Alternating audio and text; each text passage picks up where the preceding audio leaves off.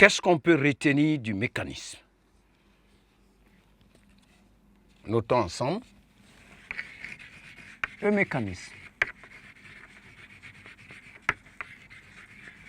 Avant de poursuivre, retenons que il y a surtout deux conceptions à ce niveau.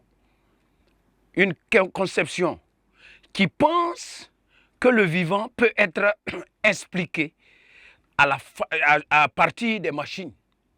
Parce que pour eux, le vivant fonctionne comme une machine. Il y a aussi une deuxième conception qui rejette cette approche-là. Parce que pour eux, le vivant n'est pas une simple machine. Il y a autre chose dans le vivant qui ne peut être saisi. Autre chose qui est spécifique au vivant, si nous prenons l'exemple de l'âme. Par conséquent, il y a quelque chose de vital dans le vivant que l'on ne peut saisir. Bien, donc partons du premier point ou de la première conception, nous avons le mécanisme. Le mécanisme dit quoi? D'abord, il faut se mettre en tête que le mécanisme a été beaucoup développé, abordé par René Descartes. Nous allons mentionner son nom, René, le philosophe René Descartes, qui est né en 1596 et décédé en 1650. Qu'est-ce que les mécanistes disent? Ils disent que le mécanisme conçoit le vivant comme une machine, le mécanisme conçoit le vivant comme un être aussi qui fonctionne, qui a les mêmes fonctions, etc.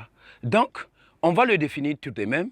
C'est une doctrine philosophique, bien sûr, voilà, selon laquelle le vivant peut être expliqué par des propriétés mécaniques. Donc, nous allons mentionner cela.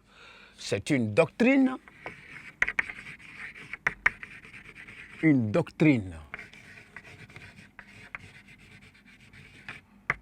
philosophique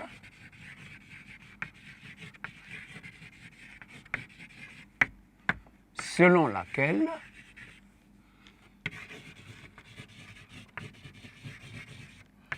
le vivant peut être expliqué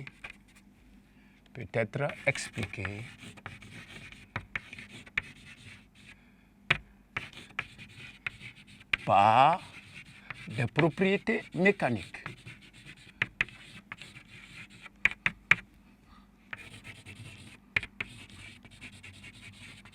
Voilà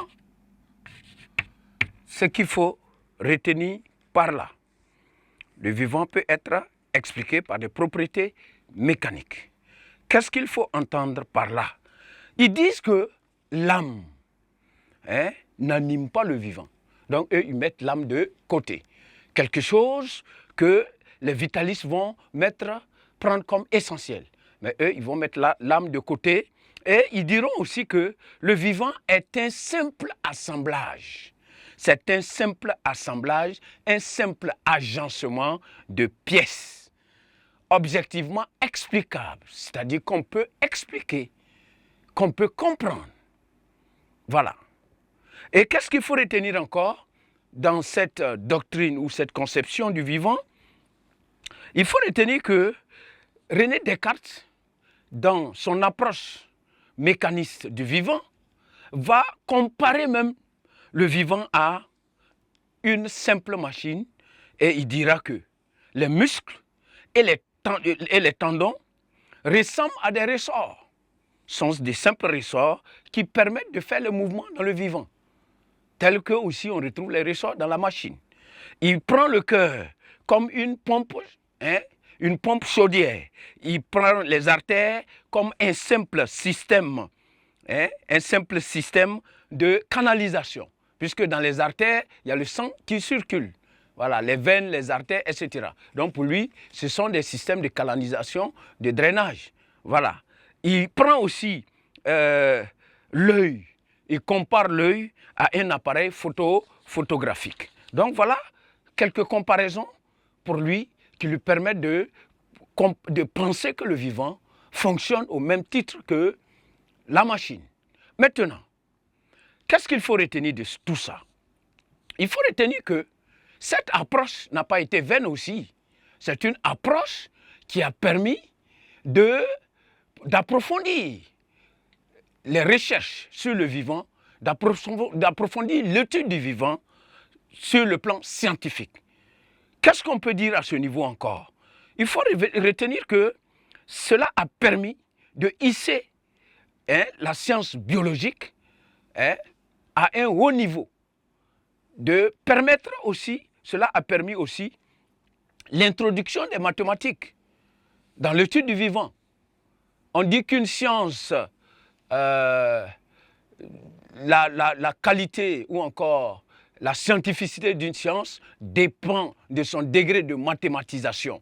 Donc, ce qui va permettre à la biologie de pouvoir mesurer, de pouvoir établir des proportions, des quantités, de quantifier, de faire des calculs, voilà, avec précision et de connaître certaines composantes du vivant.